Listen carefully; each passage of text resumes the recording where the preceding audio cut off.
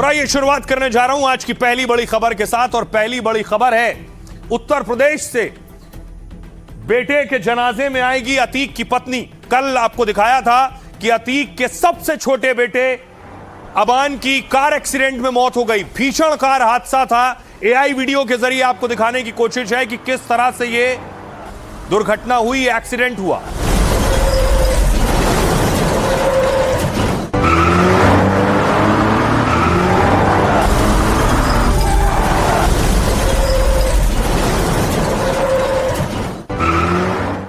और उसके बाद आज अतीक की बॉडी निकली, लेकिन ये आप देख रहे हैं अतीक के बेटे का शव। अतीक के बेटे की बॉडी झांसी से प्रयागराज के लिए ले जाई गई।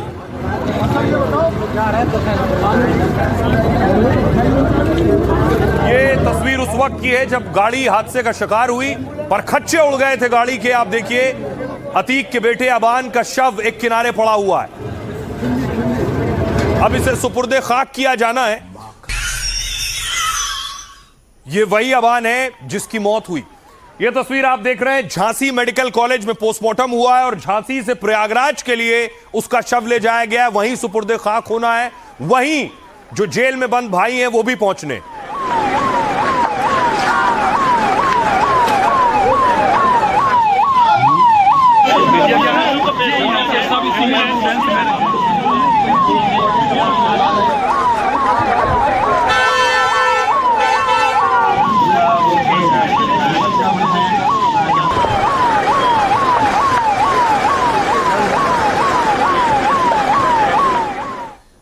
अब अबान का शव पहुंच रहा है प्रयागराज। प्रयागराज में कब्र खोदी जा चुकी है, यहीं सुपुर्दे खाक किया जाना है, यहीं दफनाया जाना है। आसपास के स्थानीय लोग पहुंचने शुरू हो गए थे। सुबह से ही पुलिस भारी संख्या में तैनात की गई है। उसके पीछे बड़ी वजह यह है कि अबान के दो भाई जेल में हैं। उनमें एक भाई है अली। ये तस्वीर आप देख रहे हैं, अली को भी पैरोल मिली और अली भी जेल से यहां से प्रयागराज ले जाया जाएगा सड़क के रास्ते। अली ये बताइए, रास्ते में कोई दिक्कत हुई? रास्ते में कहीं दिक्कत हुई अली? ये तस्वीर आप देख रहे हैं जिसमें जिस जेल में अली को रखा गया है, यहां से निकालकर प्रयागराज लेकर जाएगी पुलिस, क्योंकि पैरोल मिली है। इसके अलावा न सिर्फ अली, दूसरा बड़ा भाई उमर भी जेल में बंद है। उमर को भी जेल से निकालकर सड़क के रास्ते प्रयागराज ले जाया जाएगा। यह तस्वीर उमर की आप देख रहे हैं। दो बड़े भाई, एक लखनऊ जेल में, एक झांसी जेल में। अब ये दो भाई अंतिम संस्कार के लिए, सुपुर्दे खाक के लिए पहुंचेंगे। सवाल यह उठ रहा है कि मां शाइस्ता क्या आखिरी वक्त में पहुंचेगी? अगर आपको याद होगा, अतीक की और अशरफ की मौत के बाद भी प्रयागराज में दफनाया गया था, वहां शाइस्ता नहीं पहुंची थी। अब सवाल भी उठ रहे हैं मौत पर। कब्रिस्तान में पुलिस का पहरा है और आने वालों पर सस्पेंस गहरा है। तस्वीरें प्रयागराज के उस कब्रिस्तान की हैं जहां कभी डॉन रहे अतीक अहमद को मिट्टी दी गई और अब उसके बेटे अबान को दफनाने की तैयारी है। लेकिन अतीक के बेटे के अंतिम सफर से ज्यादा सवाल इस बात पर हैं कि क्या बेटे के जनाजे में मां यानी अतीक की पत्नी आएंगी? क्या आखिरी बार बेटे को देखने के लिए फरार शाइस्ता प्रयागराज आने वाली है? शाइस्ता के साथ ही लोगों के मन में एक और सवाल यह भी है कि अतीक के बेटे की मौत कैसे हुई और पोस्टमार्टम रिपोर्ट में कौन से दहला देने वाले खुलासे हुए हैं। भाई आपको बताऊं पहले तो अबान के जनाजे में कौन कौन पहुंच रहा है। बड़ी वजह यह है कि दो भाई जेल से ही पहुंच रहे हैं। मां वांटेड है, इसलिए पुलिस ने कड़ा पहरा लगाया हुआ है। सबसे पहले यह तस्वीर देखिए, उमर अहमद, अतीक का बड़ा बेटा उमर, अभी लखनऊ जेल में बंद है। प्रॉपर्टी डीलर के किडनैप और जेल से फरार होने के आरोप हैं इस पर। 2022 में सीबीआई कोर्ट में इसने सरेंडर किया, तब से लखनऊ जेल में। हाई कोर्ट से भाई के जनाजे में शामिल होने की पैरोल मिल गई है। लखनऊ से प्रयागराज की दूरी है 200 किलोमीटर से ज्यादा, यानी उमर को प्रयागराज तक पहुंचने में 4 से 5 घंटे का वक्त लग सकता है। मतलब देर रात से पहले उसका प्रयागराज पहुंचना मुश्किल है। दूसरा बड़ा भाई अली अहमद, अली अतीक और असद के बाद उसका काला साम्राज्य चला रहा था। अली रंगदारी और हत्या के मामले में झांसी की जेल में बंद है। पहले कोर्ट ने उसे जमानत देने से इनकार कर दिया था, बाद में हाई कोर्ट से भाई के जनाजे में शामिल होने की पैरोल मिली। झांसी से प्रयागराज की दूरी है 400 किलोमीटर से भी ज्यादा। मतलब अली को प्रयागराज पहुंचने में 7 से 8 घंटे का वक्त लग सकता है। यानी रात से पहले उसका भी अबान के जनाजे तक पहुंचना मुश्किल है। और शाइस्ता परवीन, अतीक की पत्नी शाइस्ता 2023 से फरार है। शाइस्ता पर 6 केस दर्ज हैं, 50,000 का इनाम है। शाइस्ता अपने पति अतीक के जनाजे में नहीं पहुंची थी। बेटे असद के एनकाउंटर के बाद भी सामने नहीं आई। अब छोटे बेटे की मौत के बाद फिर सवाल उठ रहे हैं, क्या शाइस्ता परवीन बेटे के जनाजे में शामिल होंगी? शाइस्ता के सामने आते ही पुलिस उसे गिरफ्तार करेगी। इस वजह से बेटे के जनाजे में उसका पहुंचना और आना मुश्किल है। अब इस पर सियासत भी हो रही है। अतीक का बेटा सड़क हादसे में मारा गया। सुनिए सियासतदान क्या कह रहे हैं। अरे यार ये कौन सी बात है, एक्सीडेंट तो रोज होते रहते हैं, उसमें कौन सी बात? चलिए वो मांग करो, न्यायालय का काम है, केशव प्रसाद का काम है। अब हादसा तो हादसा, उसको दूसरा नहीं देखना। अगर कोई बयानबाजी करता तो जांच का विषय, बिना जांच के बाद कुछ कहना ठीक नहीं। हादसा तो कोई भी कहीं हो सकता है और हादसे में शिकार हैं तो हादसा को सड़क पर हादसे को हादसे के हिसाब से देखा जाना चाहिए। फिर अतीक अहमद जो पूर्व सांसद थे, उनको पुलिस कस्टडी में पत्रकारों के सामने वार्ता करते हुए उनकी हत्या कर दी गई थी। अब उनके छोटे बेटे की दुर्घटना दिखा करके मृत्यु हो गई है और तमाम लोग ये आरोप लगा रहे हैं कि ये एक साजिश है। तो इस मृत्यु की जांच होनी चाहिए। तो मैं कि गाड़ी डिवाइडर से टकराई है और 3 लोगों की मौत हुई है। और इस दुनिया में जो माँ बाप करते हैं यह व्यक्ति खुद करता है, कहीं ना कहीं कर्म का फल भोगना पड़ता है। अब बड़ी बात यह है कि अबान को सुपुर्दे खाक किया जाना है, लेकिन उसकी पोस्टमार्टम रिपोर्ट आ गई है जो हिला देने वाली है। पहले देखिए जरा, इस एआई के जरिए हमने आपको बताने की कोशिश की हादसा कितना भीषण था, यह एक्सीडेंट कितना खतरनाक था। गाड़ी की रफ्तार बताई जाती है 100-120 की स्पीड में थी। जब गाड़ी 120 की स्पीड में हो और डिवाइडर से जाकर टकराए तो सोचिए उसका क्या हश्र और हाल होता होगा। वो मैं आपको दिखाऊं उसकी तस्वीर। ये देखिए, ये गाड़ी की तस्वीर आप देख रहे हैं, जिससे आपको अंदाजा होगा गाड़ी में लेफ्ट साइड पूरी तरह से उड़ गई, क्योंकि लेफ्ट साइड में ही अबान बैठा हुआ था।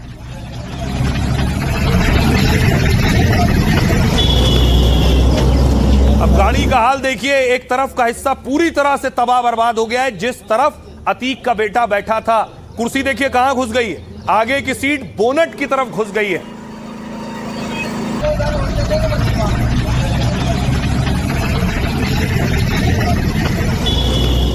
अब अगली तस्वीर मैं आपको दिखाऊं, ये आप देख रहे हैं, ये जो तस्वीर है जहां उसका शव पड़ा हुआ था, लोग पहुंचे हुए थे।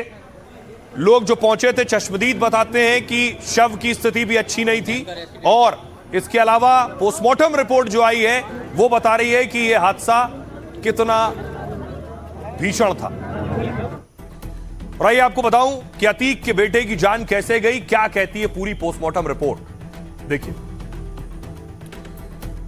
अतीक के बेटे की पोस्टमार्टम रिपोर्ट बेहद दर्दनाक खुलासे करती है। यह स्कैन आपके लिए बनाया है सिर्फ यह समझाने के लिए कि शरीर में कितनी चोटें आई थी इस एक्सीडेंट में। भाई अजम पोस्टमार्टम हाउस पहुंचा तो अबान का शव देखकर फूट फूट कर रोने लगा, क्योंकि उसके सबसे छोटे भाई अबान का शव बुरी हालत में था। अतीक के बेटे अबान के शव पर 23 गहरे चोट के निशान मिले। शुरुआती रिपोर्ट के मुताबिक गंभीर चोटों की वजह से उसकी मौत हुई है। हादसे में कार का जिस तरफ का हिस्सा पूरी तरह से चकनाचूर हुआ, जो मैंने आपको दिखाया, खबर है कि कार में अतीक का बेटा अबान उसी तरफ बैठा था जो हिस्सा डिवाइडर से जाकर टकराया। टक्कर से अतीक का बेटा सीट और बोनट के बीच में बुरी तरह से फंस गया। उसके बाद पैर टूटकर मुड़ गए थे और सिर पर गहरी चोटें आई थी। सिर पर भी चोटें थी। अबान के शरीर में इतनी गहरी और अंदरूनी चोटें थी कि उसके मुंह से खून निकल रहा था। कार के डिवाइडर से टकराने पर शरीर में जगह जगह गहरी चोटें आई हैं। जोरदार टक्कर से अबान के लीवर, फेफड़े और तिल्ली तक फट गई। उसके शरीर की कई पसलियां टूट गई। पोस्टमार्टम रिपोर्ट के हिसाब से गंभीर ब्रेन हैमरेज की भी जानकारी है। कार की टक्कर से अबान की आंतें और दिल की बुरी तरह से दिल भी फट गया। इंटरनल ब्लीडिंग हुई, यानी शरीर के अंदर बहुत ज्यादा खून बहने से उसकी मौत हुई। 3 डॉक्टरों की टीम ने झांसी में करीब 4.5 घंटे तक पोस्टमार्टम किया है और रिपोर्ट दी कि अतीक के बेटे की मौत की वजह गंभीर सड़क हादसा है, क्योंकि 23 से ज्यादा उसके शरीर में चोट मिली है। सुनिए जरा पोस्टमार्टम करने वाले डॉक्टर्स क्या कह रहे हैं। एक्सीडेंटल इंजरी से मौत हुई, सबके हेमरेज हुए, ब्रेन इंजरी से मौत हुई, सबके हेमरेज हुए, ब्रेन में हुई और पेट में सब आते और दिल वगैरह सब फट गए थे। अच्छा हाँ बस इसलिए बहुत चोटें हैं सब जगह, बहुत ज्यादा छोटे हैं। हाँ सब इंटरनल इंजरी थी।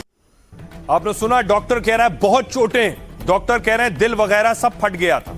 लेकिन अकेला अतीक का बेटा उस गाड़ी में नहीं था, उस गाड़ी में और भी युवक उसके साथ मौजूद थे, उसके साथी थे, जिनमें कई घायल हैं, जिन्हें अस्पताल में भर्ती कराया गया। नाम क्या है इसका? नाम क्या है? हेलो नाम क्या है? नाम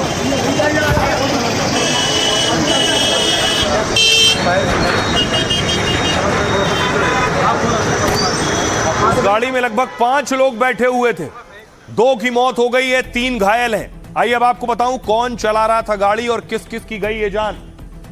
ये आपके सामने आ गई सबकी तस्वीरें। ये अबान की तस्वीर देख रहे हैं, मोहम्मद जैद, सोनू, उमर अहमद और फारूक, ये 5 लोग 5 सीटर गाड़ी में मौजूद थे। सबसे पहले देखिए अबान क्या कर रहे थे। ड्राइवर की बगल की सीट पर अतीक का बेटा बैठा था। खबर है कि सीट बेल्ट नहीं पहनी हुई थी उसने। कार की टक्कर से सबसे ज्यादा चोट अबान को ही आई, मौके पर ही अबान की मौत हो गई। उसके बाद देखिए मोहम्मद जैद सबसे ऊपर और कॉर्नर पर आप देख रहे हैं, 120 किलोमीटर की रफ्तार से कार चला रहा था, यानी जैद ही ड्राइवर था। मोहम्मद जैद अतीक का खास रिश्तेदार भी है, अतीक की बहन का दामाद बताया जा रहा। और जैद हरदम अबान और अजम यानी जो छोटे बच्चे उनके साथ रहता था। हादसे में चोट आई है लेकिन बच गया, यानी जो गाड़ी चला रहा था, जो ड्राइवर था, वो बच गया है। अगला नाम है सोनू। सोनू अबान के पीछे वाली सीट पर बैठा था। ठीक कार की टक्कर में अबान जैसी ही गहरी चोट सोनू को भी आई और सड़क हादसे में उसकी भी जान चली गई, यानी अबान के पीछे वाले की भी जान गई। सोनू अबान का गहरा दोस्त था और उसी के गांव का था। अगला शख्स उमर अहमद, ड्राइवर जैद के ठीक पीछे वाली सीट पर बैठा था। कार की टक्कर में जख्मी हो गया लेकिन जान बच गई है, ड्राइवर की भी जान बची है। अतीक परिवार का सगा रिश्तेदार बताया जाता है। अबान अक्सर उमर के घर पर ही रहता था। अगला और आखिरी नाम है गाड़ी में फारूक का। फारूक के पिता अतीक के पीए रह चुके हैं। फारूक और उसके पिता जेल भी जा चुके हैं। फारूक हर वक्त अबान के साथ ही रहता था। हादसे के वक्त पीछे की बीच की सीट पर बैठा हुआ था। बुरी तरह से घायल है लेकिन बच गया है।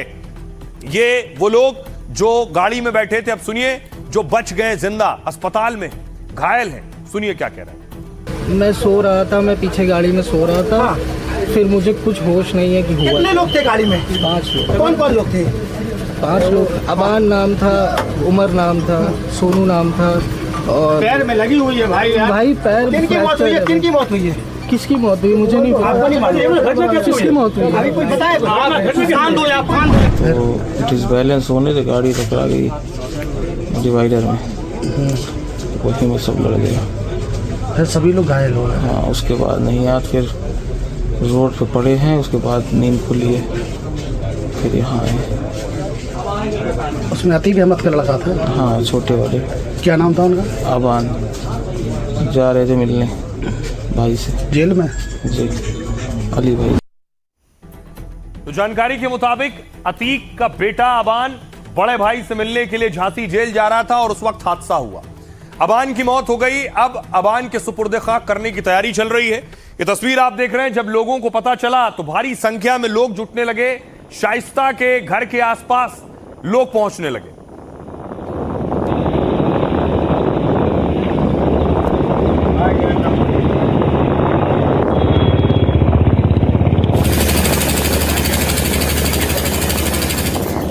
अब आइए आपको बताऊं कि कहां सुपुर्द खाक किया जाना है। अतीक की कब्र के पास बेटा दफन होगा। अबान के भाई और रिश्तेदारों को पहुंचने में वक्त लग रहा है, इसलिए परिवार ने अबान के शव को डीप फ्रीजर में रख दिया है।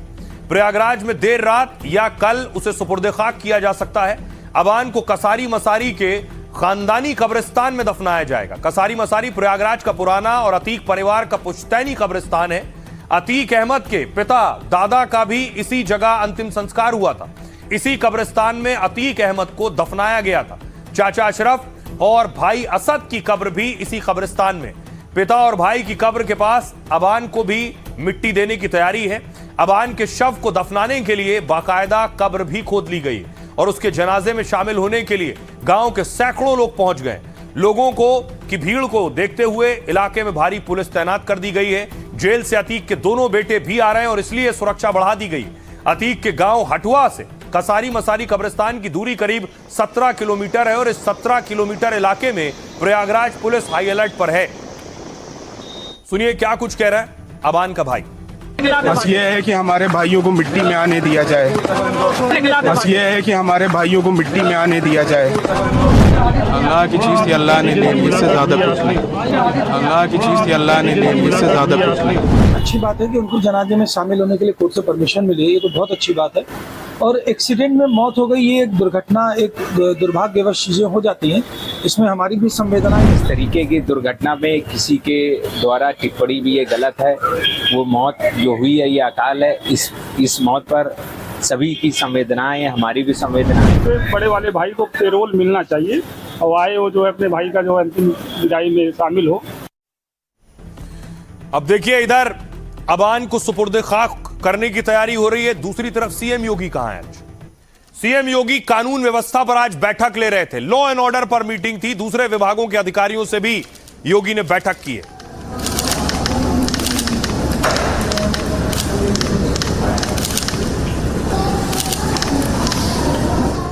तो 27 में चुनाव है, 27 चुनाव से पहले लॉ एंड ऑर्डर पर भी बात होगी, 27 चुनाव से पहले दूसरे मुद्दों पर भी बात होगी।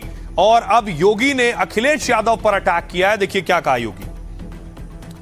योगी ने कहा कुछ लोगों के साथ उनके जीवन में जो शब्द जुड़ जाता है वो उससे पीछे नहीं छुड़ा सकते हैं, जीवन भर बच्चे ही बने रहते हैं।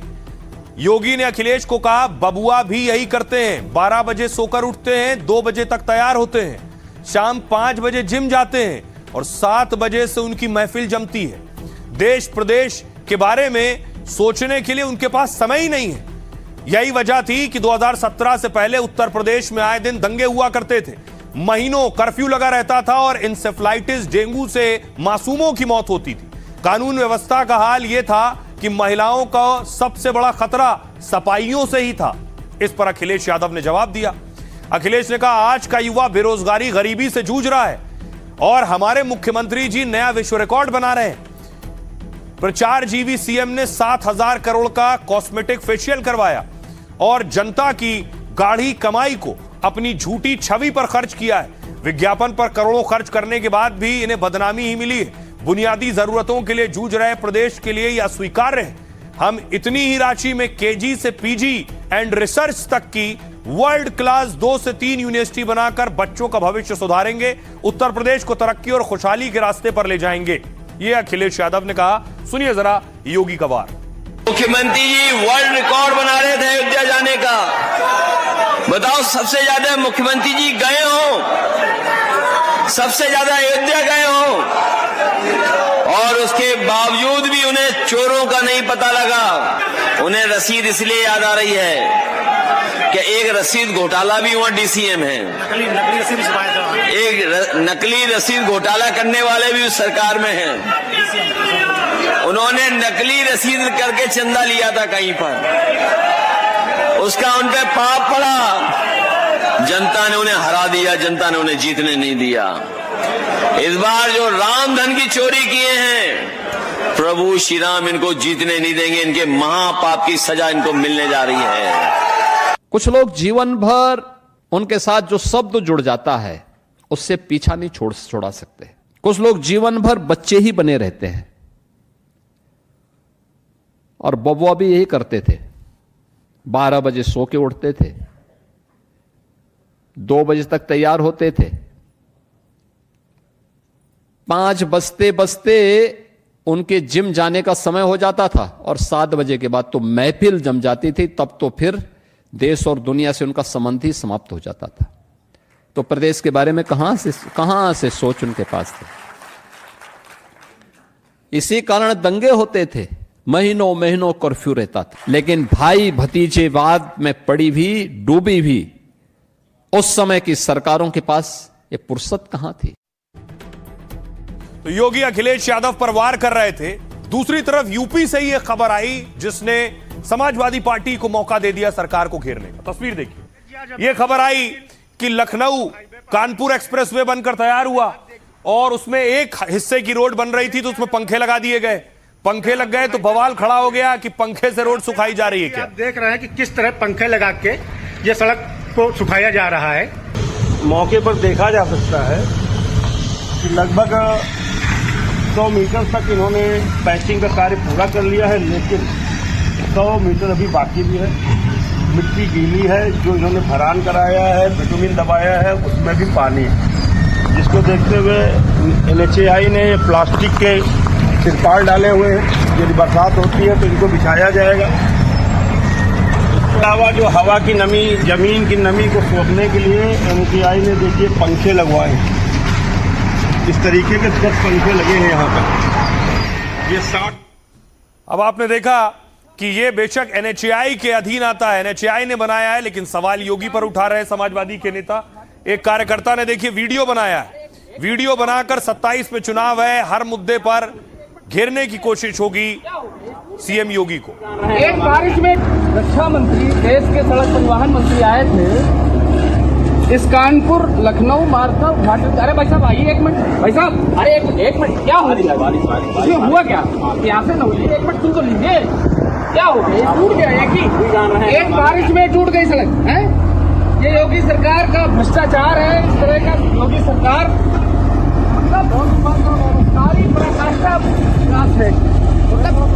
रक्षा मंत्री, देश के सड़क परिवहन मंत्री आए थे, इस कानपुर लखनऊ मार्ग का उद्घाटन। अरे भाई साहब आइए, एक मिनट भाई साहब, अरे एक मिनट, क्या हो गया? इसमें हुआ क्या?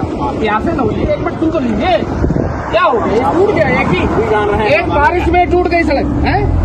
ये योगी सरकार का भ्रष्टाचार है। इस तरह का योगी सरकार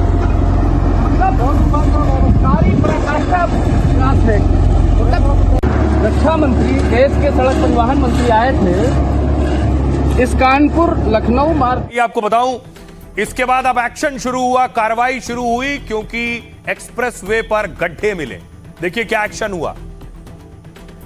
कानपुर लखनऊ एक्सप्रेसवे, जिस लखनऊ कानपुर एक्सप्रेसवे को तरक्की और रफ्तार का हाईवे कहा गया, 42 दिन के अंदर उस एक्सप्रेसवे पर गड्ढे और सुखाने के लिए पंखे लगा दिए गए। यानी लखनऊ कानपुर एक्सप्रेसवे के शुरू होते ही खामियां सामने आई, तो सरकार ने सख्त रुख अपनाया और दनादन एक्शन शुरू किए। निर्माण में जुटी कंपनी को कारण बताओ नोटिस जारी किया गया। PNC इंफ्राटेक लिमिटेड को नॉन परफॉर्मर घोषित करने की भी तैयारी है। अब साथ ही भविष्य में कंपनी को भी ठेका देने पर रोक लग सकता है। निर्माण कंपनी PNC इंफ्राटेक लिमिटेड पर जुर्माना भी लगाया गया है। NHAI ने इंजीनियरिंग टीम के प्रमुख को निलंबित कर दिया है। वर्तमान और पूर्व प्रोजेक्ट डायरेक्टर के खिलाफ भी एक्शन लिया गया है। मामले की स्वतंत्र जांच IIT खड़गपुर की टीम द्वारा कराई जाएगी। साथ ही सुधार कार्य पूरा होने तक टोल वसूली स्थगित कर दी गई है। दरअसल इस एक्सप्रेसवे के कुछ हिस्से के धंसने की खबर थी। 26 जुलाई को एक्सप्रेसवे के किलोमीटर संख्या 64 के पास सड़क धंसी। इस पर NHAI ने एक्शन लिया था कि कई दूसरी जगहों पर भी सड़क धंस गई। एक्सप्रेसवे के किलोमीटर संख्या 30 के करीब भी सड़क धंसने की खबर आई। इसके बाद सियासत शुरू हुई। समाजवादी पार्टी ने बीजेपी को घेरा। इस एक्सप्रेसवे का उद्घाटन 13 जुलाई को ही हुआ था। आइए अब आपको बताऊं ये एक्सप्रेसवे कहां से कहां तक जा रहा है, यानी कौन कौन से इलाकों को कवर कर रहा है। ये आप देख रहे हैं, ये लगभग 4700 करोड़ की लागत से बना है। लखनऊ से चलेगा, उन्नाव होता हुआ कानपुर पहुंचेगा ये एक्सप्रेसवे, और कुल लंबाई इसकी 63 किलोमीटर है। ये घंटों का जो सफर था वो कुछ मिनटों में तब्दील करने वाला था, लेकिन ये जो तस्वीर सामने आई है, ये तस्वीर ने सवाल उठा दिए। सुनिए, अखिलेश यादव सवाल उठा रहे हैं। हमारे जो मुख्यमंत्री वो इंजीनियर भी हैं, वो बहुत बड़े इंजीनियर हैं। उन्होंने अपनी गोरखपुर की सड़क बनाई है 90 किलोमीटर की, 7000 करोड़ की। सोचिए आप, ये इंजीनियर की तरह काम कर रहे हैं कि ठेकेदार की तरह काम कर रहे हैं। ये 63 किलोमीटर की सड़क 4000 करोड़ से ज्यादा की, और गोरखपुर को जोड़ने वाली सड़क 90 किलोमीटर की 7000 करोड़ की बनाई है सड़क। सोचिए 7000 करोड़ की।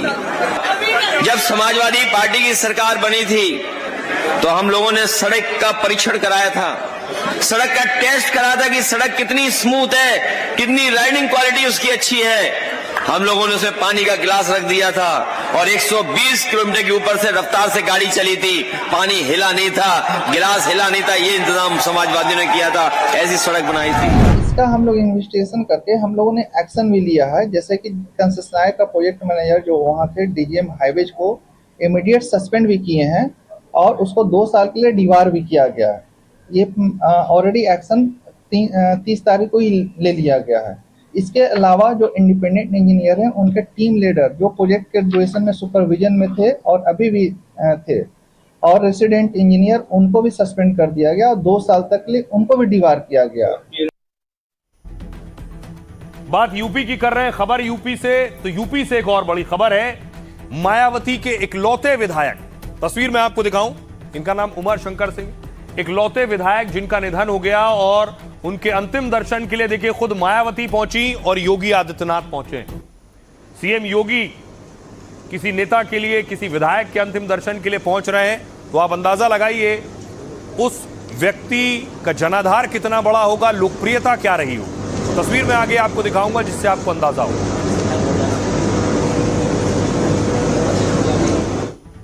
तो आइए अब आपको दिखाऊं उमा शंकर सिंह का अंतिम सफर। यूपी के बलिया की सड़कों पर जन सैलाब नजर आया। तस्वीर देखिए जरा। आपको याद है आखिरी बार आपने किसी और विधायक के अंतिम सफर में इतनी भीड़ देखी हो? 20,000 से ज्यादा लोग अपने नेता के अंतिम सफर में मौजूद थे। वो नेता थे उमाशंकर सिंह जो बीएसपी के इकलौते विधायक थे। उन्होंने बुधवार को दिल्ली के अस्पताल में आखिरी सांस ली। 55 साल के थे, लंबे वक्त से कैंसर की बीमारी से जूझ रहे थे। दिल्ली से उमाशंकर सिंह का पार्थिव शरीर लखनऊ लाया गया। लखनऊ में उन्हें श्रद्धांजलि देने के लिए खुद सीएम योगी पहुंचे।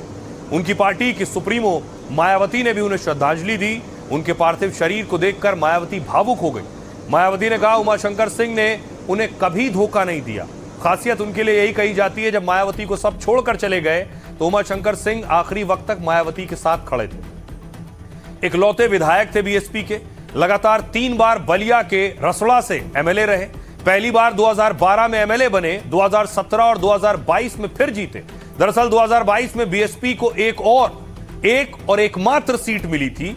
उमाशंकर सिंह ने बीएसपी में विधानसभा में बीएसपी का खाता खुलवाया। वो पेशे से ठेकेदार थे, लेकिन अपने इलाके में रॉबिन हुड कहे जाते थे। इसी वजह से उनके अंतिम वक्त में भी देखिए हजारों की भीड़ पहुंची। सुनिए सियासतदान क्या कहते हैं। दुख की घड़ी में है, मैं उनके पूरे परिवार के साथ हूँ, उनके रिश्ते नातों के साथ हूँ। प्रताप चढ़ाव आए, लेकिन उन्होंने पार्टी को धोखा नहीं दिया और मुझे तो सही मायने में वो अपनी सगी बहन की तरह मानते थे। ये महीने में शायद रक्षाबंधन भी है, तो मेरे ख्याल हमेशा रक्षाबंधन पे मैं लखनऊ में रही हूँ या दिल्ली में रही हूँ, तो मुझसे उन्होंने राखी बंधवाई। भाई तो बहुत बने, उन्होंने शुरू कास्ट को छोड़कर सब धोखा दे के चले गए, लेकिन इन्होंने धोखा नहीं। उम्मीद करते थे कि अभी दवाइयों के सहारे और काफी दिनों तक चलेंगे, लेकिन जो कुदरत को मंजूर था वही हुआ।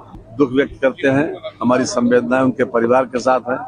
हम ईश्वर से यही प्रार्थना करेंगे उनकी आत्मा को सदगति दे। करीब 25-30 वर्षों का साथ रहा है, अपने क्षेत्र के प्रति, लोगों के प्रति बहुत कमिटमेंट रहा। साथ साथ बहुजन समाज पार्टी की बहुत बड़ी क्षति, बहुजन समाज पार्टी ने एक अपना बड़ा नेता खोया है। उनके लिए समाजवादी पार्टी की तरफ से हमारी संवेदनाएं हम लोग व्यक्त करते हैं और जिस दुख तकलीफ के साथ गए वो और भी बहुत गंभीर विषय है। जिस तरह से उनके यहाँ छापे पड़े, जिस तरह से उनके खुद जो संधि भाजपा के बहुत बड़े नेता हैं, कैबिनेट मिनिस्टर हैं, वो निकल के आए भारतीय जनता पार्टी के खिलाफ। देखिए बड़ी क्षति है। बहुत ही सॉफ्ट स्पोकन थे, बहुत ही सरल सहज व्यक्तित्व था उनका।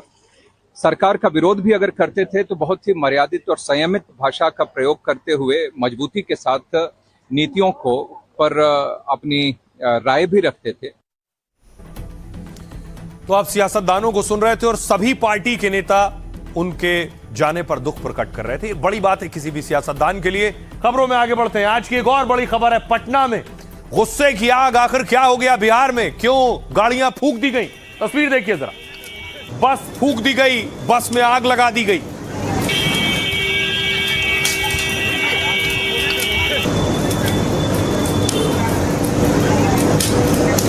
का गुस्सा पटना की सड़कों पर देखने को मिला। भैया क्या बस को जलाकर राख कर दिया।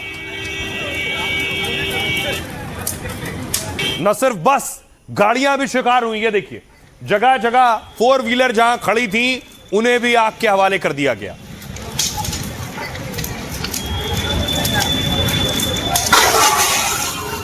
आपको बताऊंगा कि पटना की सड़कों पर आगजनी क्यों हुई और कौन कर रहा था, कौन सी भीड़ थी कि गुस्साई भीड़ ने आग लगा डाली।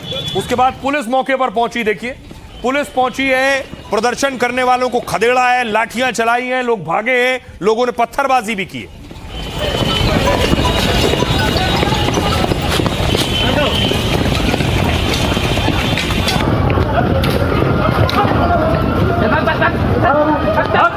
हम नहीं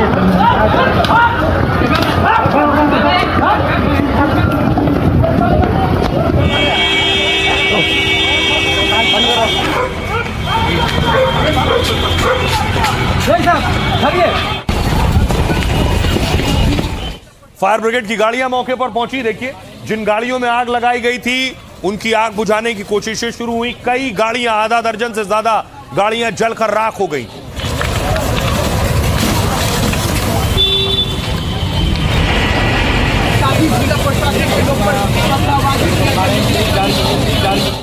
अब आइए आपको बताऊं कि आखिर पटना में बवाल हुआ क्यों आगजनी हुई। तो ये तस्वीरें, बंगाल से पटना आ रही बस से कुचलकर दरअसल एक युवक की मौत हो गई। इससे नाराज लोगों ने स्लीपर बस को आग के हवाले कर दिया। हादसे के बाद बस में सवार यात्री पहले ही उतर चुके थे। पटना रेलवे स्टेशन से कुछ दूरी पर यह हादसा हुआ और इसके बाद लोगों ने नेशनल हाईवे 30 को जाम कर दिया। पुलिस की 5 गाड़ियों को आग के हवाले कर दिया। भीड़ ने सड़क किनारे खड़ी 5 बाइक को फूंक डाला। मौके पर पहुंची फायर ब्रिगेड टीम को भी भीड़ ने रोका। इसके बाद मौके पर तनाव और ज्यादा बढ़ गया है। पुलिस और नाराज लोगों के बीच पत्थरबाजी हुई है। पुलिस ने लोगों को काफी देर तक शांत कराने की कोशिश की। हादसे में मारे गए शख्स का नाम मनीष महतो है। मनीष फ्लैक्स लगाने का काम करता था। सुबह 7 बजे के करीब वो काम पर जा रहा था और तभी सड़क पार करने के दौरान एक स्लीपर बस ने उसे टक्कर मार दी। मनीष के पिता ने सरकार से मुआवजे की मांग की। 9 थानों की पुलिस को मौके पर तैनात किया गया है। फिलहाल हंगामे के कारण 0 माइल चौक करीब 3 घंटे तक जाम रहा है, जिससे सड़क पर गाड़ियों की लंबी कतार लग गई। नाराज लोगों ने कई गाड़ियों में तोड़फोड़ की है। सड़क किनारे जो सीसीटीवी लगे थे वो भी तोड़ डाले गए। पुलिस उपद्रवियों की पहचान कर रही है जिन्होंने उपद्रव किया है। इसके बाद पुलिस अब उन पर कार्रवाई करेगी जिन्होंने ये गाड़ियां जलाई हैं। आइए आपको सुनवाता हूं, सुनिए जरा क्या कुछ कह रहे हैं स्थानीय लोग और पुलिस क्या कह रही है। वैशाली कंपनी का बस है जिससे आम यात्री का चापा पड़ गया है। इसके एवरेज में गांव वाले गुस्से में आके सारे ये बस को जला दिया गया है और प्रशासन पे भी थोड़ा सा प्रशासन का दबाव रहा। पब्लिक को मार रहे, पब्लिक प्रशासन को मार रहा है। एक बच्चा का एक्सीडेंट हो गया, उसी में हाँ इसी बस से हुआ है, तब तो लहका दिया गया है। दिक्कत ये है कि मेन हाईवे है, पब्लिक के चलने के लिए यहाँ पे एक पुल बनाना चाहिए लोहे का। कोई नेता मंत्री कोई ध्यान नहीं देता है, सब लेता है पैसा, सब पैसा लेता है रोकवा के, पैसा लेता है वहाँ पे रोकवा के।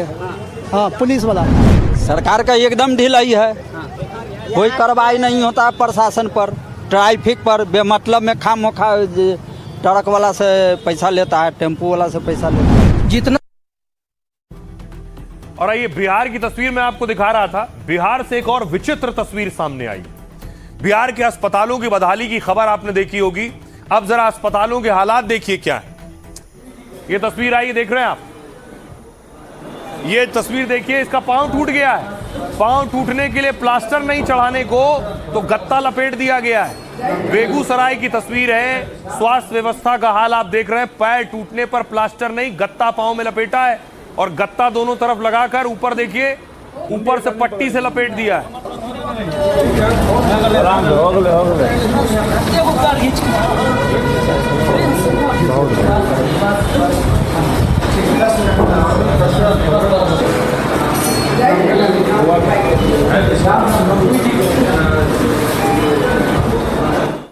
तो बिहार की ये तस्वीर, स्वास्थ्य व्यवस्था की वाकई पोल खोलने वाली है और सरकार को भी जागने की जरूरत है कि बेगूसराय जैसे जिले में यह हाल है। खबरों में आगे बढ़ते हैं। आज की एक और खबर है, छात्र सरकार मुलाकात में बनी बात। जंतर मंतर के बाद रांची में कई दिन से प्रदर्शन चल रहा है। आज उस प्रदर्शन में नेहा पहुंची। नेहा पर इंक फेंक दी गई जैसे ही वो पहुंची थी। नेहा अनशन पर थी जंतर मंतर में। नेहा अब रांची में छात्रों का समर्थन करने पहुंची थी। किसी ने देखिए इंक से हमला किया है, स्याही उनके ऊपर डाल दी।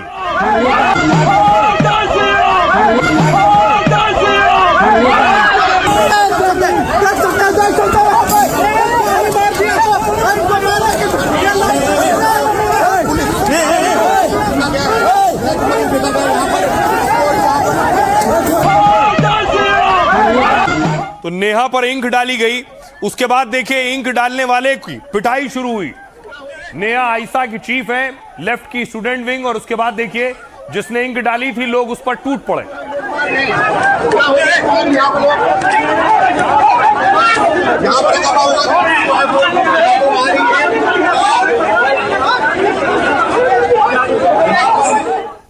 और उसके बाद जो हमला करने वाला था, जो स्याही फेंकने वाला था, देखिए वो क्या कह रहा है। पहले तो वो भागा, पत्रकार उसके पीछे भागे।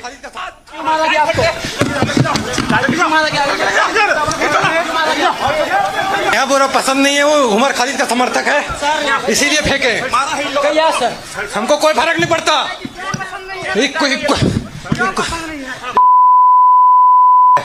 ठीक है, इन लोगों को कोई औकात नहीं है, इन लोग देशद्रोही है।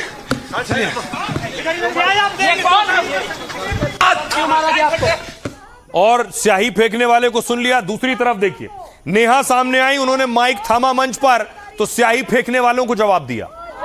यहाँ पे मौजूद तमाम छात्रों को फूल जोहर, बहुत बहुत क्रांतिकारी इस्तकबाल। क्योंकि आप लोग बार बार पूछ रहे हैं कि स्याही फेंक दी क्या करेंगे। 20 जुलाई को हमारे ऊपर टीयर गैस शेल फेंके गए थे, लाठियां फेंकी गई थी, पेलेट गन्स चलाए गए थे। अगर तब छात्र नहीं डरे तो आपकी ये मामूली सी स्याही यहाँ पे मौजूद तमाम छात्र। दूसरी तरफ देखिए जहां नेहा पहुंची वहां प्रदर्शन का हाल क्या है। 14वां दिन था प्रदर्शन का। दूसरी तरफ खबर यह है कि छात्रों और सरकारों के बीच जो बातचीत चल रही थी, 4 मंत्रियों के साथ जो बैठक हुई है वो बैठक समाप्त हो गई। यहाँ पर जो तंबू लगाकर उन्हें रोकने की कोशिश कर रही थी पुलिस, उसे अब तोड़ दिया गया है। और यहाँ पर जो बैरिकेड लगाया था पुलिस ने रोकने के लिए, उसे तोड़ते हुए अब आयशा के जो लोग हैं, लेफ्ट संगठन के जो लोग हैं, वो आगे बढ़ रहे हैं। ये देखिए अब यहाँ पर पुलिस फोर्स भी है। छात्र आगे बढ़ रहे थे क्योंकि 14 दिन से प्रदर्शन हो रहा है, गर्मी भी बहुत ज्यादा है, उमस भी बहुत ज्यादा है। तो देखिए छात्र बेहोश होने शुरू हो गए। कई छात्र बेहोश हुए जिन्हें ई रिक्शा से ले जाया गया, दूसरे छात्र अपने साथ लेकर गए, अस्पताल तक पहुंचाया।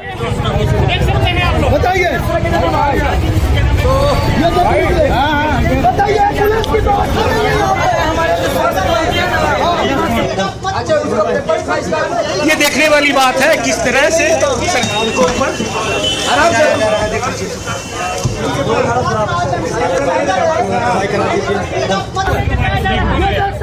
दूसरी तरफ विधानसभा से एक विचित्र तस्वीर आई है। देखिए विधानसभा में विधायकों ने रेट लिस्ट ले हुई है।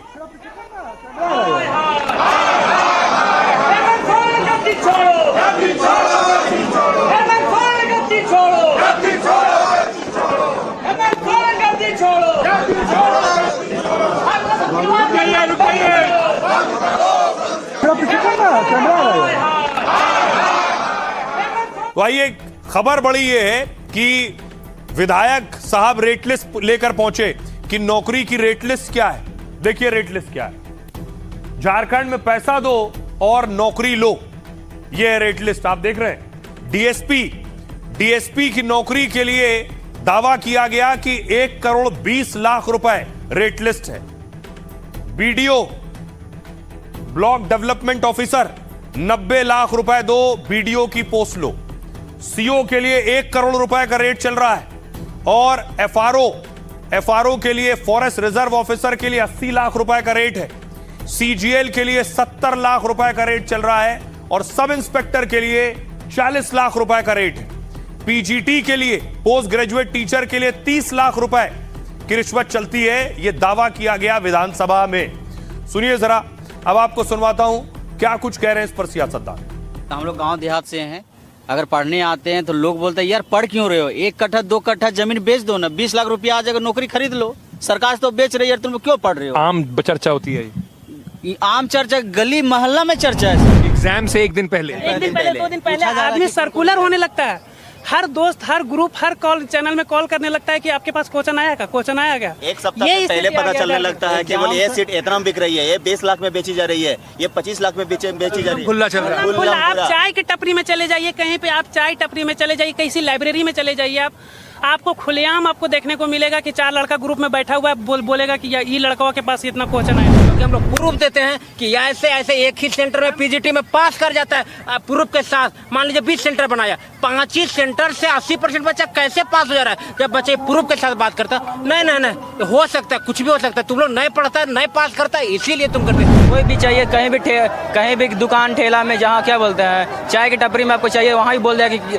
किस चीज़ का पेपर चाहिए, उस चीज़ का पेपर आपको मिल जाएगा, जितना पैसा दीजिए वैसा पेपर। और बात करने के लिए भी हम लोग तैयार, सरकार हर छात्रों का, हम जयपाल सिंह स्टेडियम से बाहर तक ले जाने के पूरे राज्य की जो हमारे एक मजबूत और बड़े रिफॉर्म के साथ आगे हम लोग बच्चों की जो ये जिज्ञासा है उस जिज्ञासा को बनाने के उद्देश्य से आगे बढ़े। कितना बड़ा करप्शन हुआ है, कितनी माताएं ऐसी हैं जिन्होंने अपना गहना बेच दिया, कितने पिता ऐसे हैं जिन्होंने अपना ज़मीन बेच दिया। उसकी एक लिस्ट होनी चाहिए कि क्या क्या सितम जो है पिछले 7-8 साल से युवाओं और छात्र पर जो है कांग्रेस और जेएमएम ने, आरजेडी ने ढाया है। दुर्भाग्य देश का है कि उनके लिए यहाँ इस देश में सुविधाएं नहीं है। अब शिक्षा सिर्फ पैसे वालों की रह गई। आपने जो बाजार, मैंने वो वाक्य बोला है, शिक्षा का बाजार मत करो। हमारे मुख्यमंत्री वहाँ के हेमंत सोरेन जी ने कहा कि उन्हें आराम से घर आने दो। बेंगलोर में हमारे कर्नाटक में मुख्यमंत्री जाकर के जेएनजी से बात किए जो आंदोलन कर रहे थे। हेमंत सोरेन जी ने भी कहा कि उनको पूरा अधिकार है मेरे घर के पास आने का।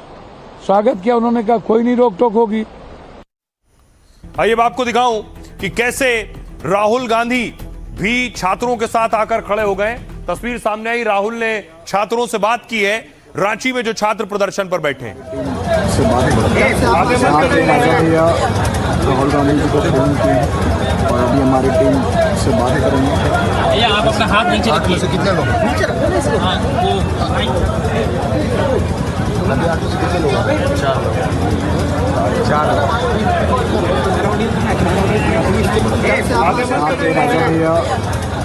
दूसरी तरफ देखिए, रांची में छात्रों से एसडीएम मिलने के लिए पहुंचे। कोशिश सरकार की थी कि किसी तरह बातचीत के जरिए हल निकाला जा सके।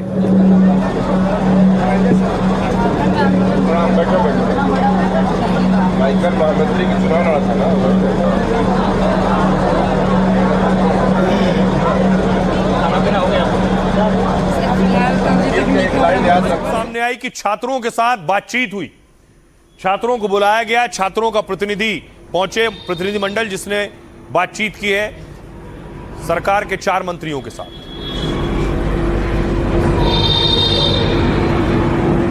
अब आपको बताऊं झारखंड में बातचीत से क्या बनेगी बात, कैसे बातचीत हुई है देखिए जरा। झारखंड में आंदोलनकारी छात्र सरकार में बातचीत हुई। छात्रों ने बातचीत के लिए गठित कमेटी दोबारा बनाई।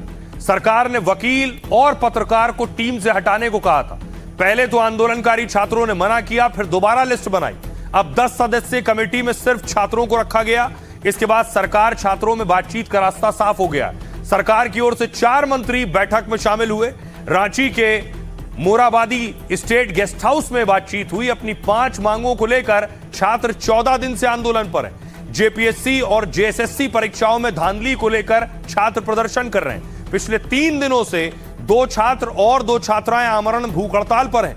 छात्रों के मुताबिक बिना किसी ठोस निर्णय के आंदोलन खत्म नहीं होगा। अनशनकारियों ने कहा है कि अब आश्वासन नहीं, ठोस कार्रवाई चाहते हैं। इससे पहले राहुल गांधी ने आंदोलनकारी छात्रों से वीडियो कॉल पर बात की। अनशन पर बैठे छात्र नेता रविंद्र पासवान ने करीब 10 मिनट तक बात की। राहुल ने आंदोलन को समर्थन देने की घोषणा की और उसके बाद सुनिए जरा छात्र क्या कह रहे हैं। सब चीज में धांधली, सब चीज में धांधली। कोई भी एग्जाम ऐसा ना हो जो सरकार फेयर तरीके से कराई हो, सब में घपला, सब में घपलाबाजी किया। भींग रहे हैं, तिरपाल भी नहीं, तिरपाल भी चारों तरफ से फटा हुआ है और अभी इसका भी पता नहीं कि क्या होने वाला है। एज भी 35 हो गया, हर साल वैकेंसी भी नहीं आती है, पता नहीं फिर क्या होगा, क्या जाने फ्यूचर क्या होगा। तो हमारे सपनों को तार तार किया जा रहा है। कभी भी पेपर लीक हो जा रहा है, कभी भी ऐसा हो रहा है कि एडमिट कार्ड आ रहा है, उसके नेक्स्ट डे एग्जाम के बारे में पता चल रहा है। और जितने भी लोग इतने मेहनत से पढ़ाई कर रहे हैं, वो लोग कितने सारे डिफिकल्टीज फेस कर रहे हैं, हम लोग वो सब अंदाजा भी नहीं लगा सकते। जो प्रोटेस्ट हो रहा है, हमें जितने भी झारखंड के लोग हैं, फिर जितने भी लोग हैं, सबको साथ में मिलकर के अच्छे वे में इस प्रोटेस्ट को आगे ले जाना। गवर्नमेंट की तरफ से अगर कुछ डिफॉल्ट हो रहा है, कुछ प्रॉब्लम्स हो रहे हैं, तो हमारा हक है कि हम लोग उसके लिए खड़े हो, उसके लिए लड़े, चाहे वो गवर्नमेंट से ही क्यों ना अपना बात रखना पड़े। राहुल गांधी जी से मेरा बात हुआ और उनको हमने झारखंड में जो भी परीक्षा में जो भी धांधलियाँ हो रही है और किस चीज़ को लेकर के हम लोग ये आंदोलन कर रहे हैं, उनको ये सारे चीज़ हमने बताया। वो बहुत गंभीर दिखे और वो बोले कि बिल्कुल आपके मुद्दों के हम साथ हैं और आपका जो भी मांग है आप हमको सेंड कीजिए। और इस बीच बड़ी खबर आपको बता दें, रांची से ही आ रही है जहां छात्र प्रदर्शन कर रहे हैं। खबर यह है कि छात्रों की वार्ता खत्म हो गई है, छात्रों का आंदोलन लेकिन जारी रहेगा। छात्रों ने कहा है कि अच्छे माहौल में बातचीत हुई है। सुनिए जरा छात्र क्या कह रहे हैं। क्या बातचीत रही आप लोगों की और क्या निर्णय लिया गया? अभी बस लिया गया है और आगे का वार्ता भी चलेगा, आंदोलन कंटिन्यू। क्या कहा गया? हाँ चलेगा। मंत्री ने क्या कहा आप लोगों की बात पर? हम लोगों की बात को सकारात्मक लिया गया है और मुख्यमंत्री जी से बात करेंगे और उसका समाधान किया जाएगा। ठीक, चलिए। और अब सवाल यह है कि छात्र आंदोलन कर रहे हैं शहर शहर, नेता भी परेशान है। उन्हें लग रहा है जनजी तो कहीं भी खड़ा हो जाता है प्रदर्शन करने, तो अब क्या करना चाहिए? क्या हमारा कनेक्ट जनजी से कट गया है? इसलिए नेता जनजी के साथ, युवाओं के साथ खुद का जुड़ाव के लिए उनसे मुलाकात, समारोह और प्रोग्राम कर रहे हैं। एक तस्वीर दिखाऊं। राहुल गांधी सबसे पहले प्रयागराज में एक प्रोग्राम करने वाले, पहले परमिशन को लेकर बवाल था, उसके बाद परमिशन मिल गई है और राहुल गांधी भी युवाओं के साथ, जनजी के साथ ये प्रोग्राम करने वाले हैं।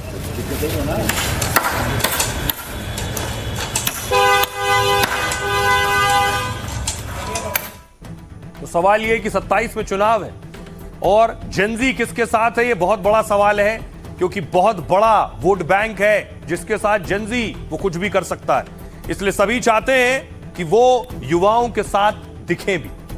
राहुल गांधी, यूपी में 2027 चुनाव को लेकर जनजी वोटर पर सबकी नजर है। राहुल गांधी 8 अगस्त को प्रयागराज में छात्रों से बात करेंगे।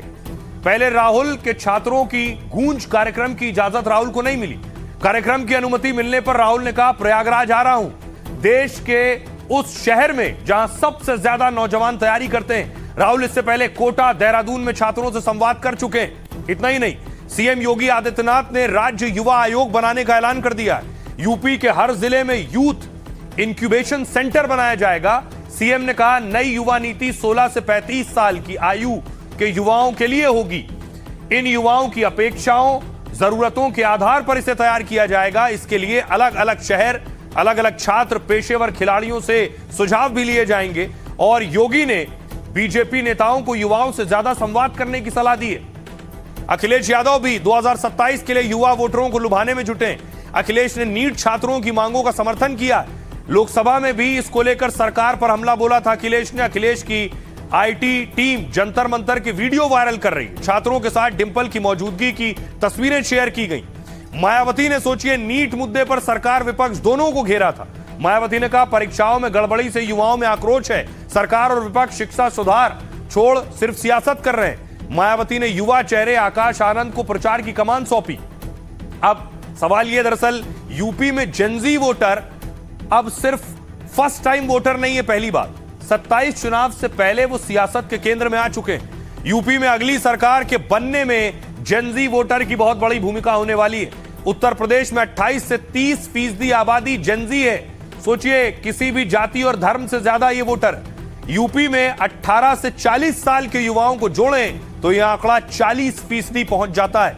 मतलब यूपी की 25 करोड़ आबादी में इनकी संख्या करीब 10 करोड़ है। तो अब सियासतदानों का दिमाग, जहन, सब कुछ उस 10 करोड़ वोटर की तरफ जा रहा है। सुनिए जरा क्या कह रहे हैं। इलाहाबाद में जाकर कहने वाला हूं, हमारा एजुकेशन सिस्टम कोलैप्स्ड है, बहुत महंगा है और ऑप्रेसिव है। हर सरकार को स्टूडेंट्स की बात सुननी चाहिए और एजुकेशन सिस्टम को बदलने के लिए एक्शन लेना चाहिए, चाहे वो कांग्रेस की सरकार हो, नेशनल सरकार हो या झारखंड की सरकार। वो डर रहे हैं, वो नहीं करवाना चाह रहे हैं प्रोग्राम, हमेशा करते हैं। और ये यूपी में तो ये हमेशा होता है। हमारे साथ तो जब मैं यूपी में थी तो हर चीज़ के लिए परमिशन नहीं मिलता था तो नज़रबंद कर लेते थे। तो ये तो उनका तरीका है। ये मेरे बच्चे, ये तुम्हारे बच्चे। पहली बात तो इन विषयों से राजनीतिक दलों को दूर ही रहना चाहिए। छात्र सक्षम हैं और उन्होंने करके दिखाया। वो अपनी बात मनवाना जानते हैं, वो अपने जायज़ विषयों को उठाना जानते हैं। परमिशन हम लोगों ने ले लिया 30 तारीख को। उसके बाद फिर प्रशासन सरकार के दबाव में निरस्त कराया गया। फिर जब जनता और लोगों का दबाव, हमारे छात्र छात्राओं का दबाव, तो निश्चित तौर से फिर वो परमिशन दिया गया, परमिशन मिला। और अब हम सब लोग वहाँ मजबूती से राहुल जी का कार्यक्रम करने जा रहे हैं। पहले डर गए थे, अब डर खत्म हो गया है। ऐसा कुछ नहीं है। अब कहाँ कौन सा कार्यक्रम को उन्होंने अनुमति ली कि नहीं ली और कैसे मीडियाबाजी शुरू हुई, क्यों शुरू हुई। श्री राहुल गांधी बहुत बार प्रयागराज आ चुके हैं। उनके आज पेपर लीक को लेकर बहुत बड़ा खुलासा हुआ है। जितने प्रदर्शन हो रहे हैं, चाहे वो जंतर मंतर पर हो रहा हो या रांची में हो रहा हो, ये शिक्षा व्यवस्था से ही जुड़ा हुआ है। पेपर लीक पर जो चार्जशीट आई है वो हिला देने वाली। नीट पेपर लीक मामले में चार्जशीट दाखिल हुई। नीट यूजी पेपर लीक में आरोप पत्र दाखिल किया गया। सीबीआई ने दिल्ली की राउज एवेन्यू कोर्ट में 94 पेज की चार्जशीट दाखिल की है। सीबीआई ने दावा किया कि पेपर लीक साजिश परीक्षा से महीनों पहले रची गई थी। अब कैसे? एनटीए के एक्सपर्ट्स, यानी जिनको पेपर बनाने की जिम्मेदारी दी गई है, उनके एक्सपर्ट्स पेपर तैयार करने के दौरान सोचिए सवाल याद कर रहे थे। सवाल याद करके घर जाते थे, घर जाकर सवाल लिख लेते थे। एनटीए ऑफिस से होटल लौटकर याद किए गए सवाल पर्चियों में लिखते थे। एनटीए ऑफिस में आते जाते समय एक्सपर्ट्स की तलाशी नहीं होती थी। उन्हें रफ वर्क के लिए कागज दिए जाते जिस पर कई सवाल नोट किए गए। इसके बाद बिचौलिए कोचिंग नेटवर्क के जरिए छात्रों तक सवाल पहुंचते थे। चार्जशीट के मुताबिक पेपर लीक किसी एक व्यक्ति की साजिश नहीं थी, बल्कि एक्सपर्ट्स, कोचिंग संचालक, बिचौलिए और छात्रों का नेटवर्क था। बिचौलियों ने एग्जाम से महीनों पहले एनटीए के 3 एक्सपर्ट से संपर्क किया। इनके बीच लगातार बातचीत, मुलाकातें और पैसों का लेन देन हुआ था। बाद में पेपर टेलीग्राम, व्हाट्सएप, पीडीएफ और बाकी डिजिटल जरियों से फैलाए गए। चार्जशीट 28 जुलाई को दाखिल की गई थी, लेकिन जानकारी अब सामने आई है। तो सोचिए, हिला देने वाला सच ये है कि जिस टीम को पेपर बनाने की जिम्मेदारी दी गई, उन्हीं एक्सपर्ट्स ने सवाल लीक कर दिए, पेपर लीक कर दिया। खबरों में आगे बढ़ते हैं। आज की एक और खबर है मॉनसूनी मनमानी और हर तरफ सिर्फ पानी। तस्वीर देखिए, पहली तस्वीर मैं आपको दिखाऊं। पहली तस्वीर दिल्ली की है। दिल्ली में लगातार बारिश हो रही है, सुबह से बारिश हो रही है। उसके बाद दिल्ली का हाल देखिए जरा।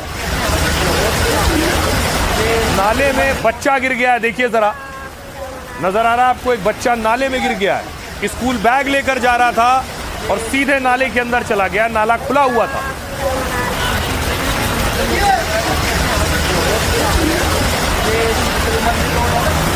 दिल्ली के जगतपुरी की हिला देने वाली तस्वीर है।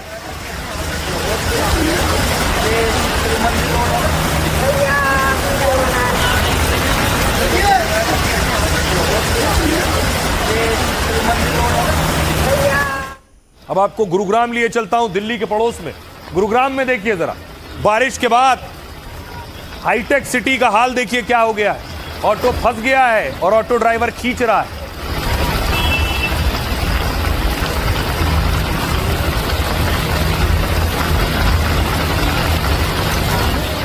तो दिल्ली देख लिया, गुरुग्राम देख लिया। दिल्ली का एक और पड़ोसी जिला नोएडा देखिए जरा। नोएडा में एम्बुलेंस फंस गई, वहां ऑटो फंसा था, यहां बीच रास्ते में पानी में एम्बुलेंस फंसी है।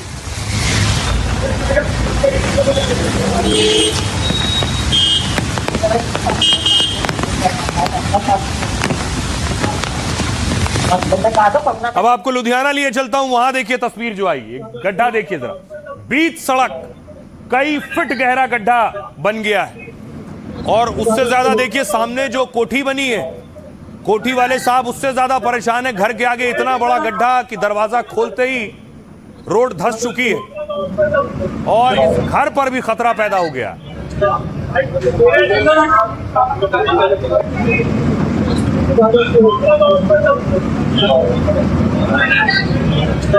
और उसके बाद देखिए आगरा की तस्वीर दिखाऊं, यहां भी एक गड्ढा हुआ।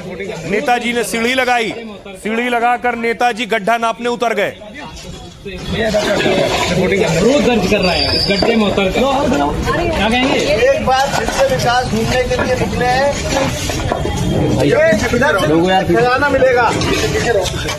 और आइए आपको बताऊं कि लगातार बारिश से अलग अलग जिलों में हालात क्या हैं। सबसे पहले देखिए यूपी का हाल। प्रदेश के 50 से ज्यादा जिलों में भारी बारिश का अलर्ट है।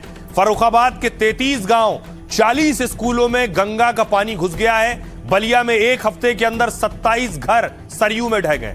प्रतापगढ़ में बारिश से मकान ढहा है, जिसमें 6 लोगों की मौत हो गई है। 48 घंटे में बारिश से जुड़े हादसे में 13 लोगों की मौत हुई है।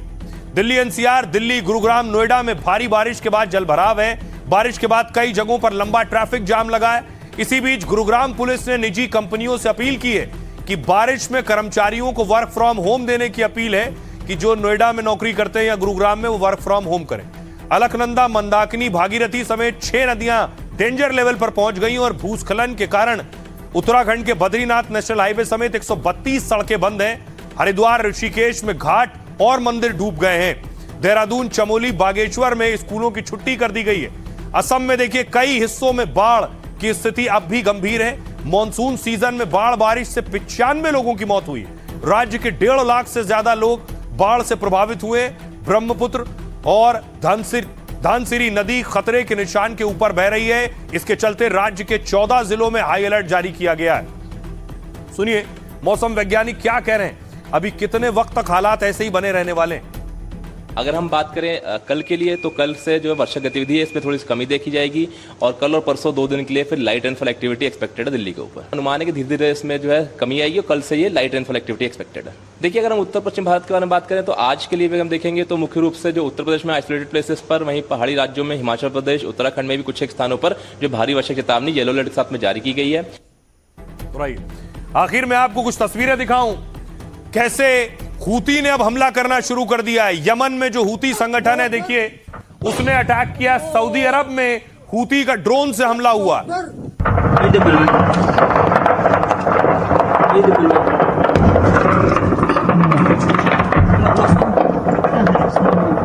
हूती के अटैक के बाद देखिए जरा सऊदी की तस्वीर। सऊदी अरब में हूती के हमले के बाद आग लगी है, कई जानें चली गई हैं।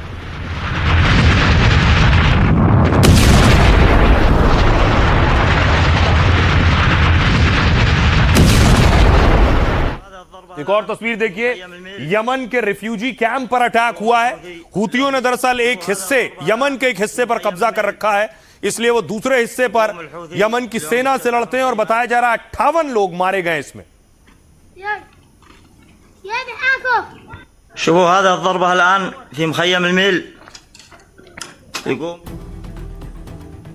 फिलहाल आज के लिए इतना ही।